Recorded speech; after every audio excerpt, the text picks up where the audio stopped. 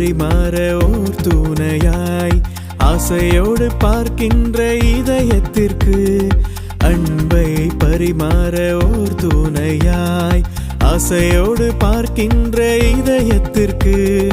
ஆண்டவரின் ஆசீர்வாதம் பொழிகின்றதே சந்தோஷ மலர்கள் மலரட்டுமே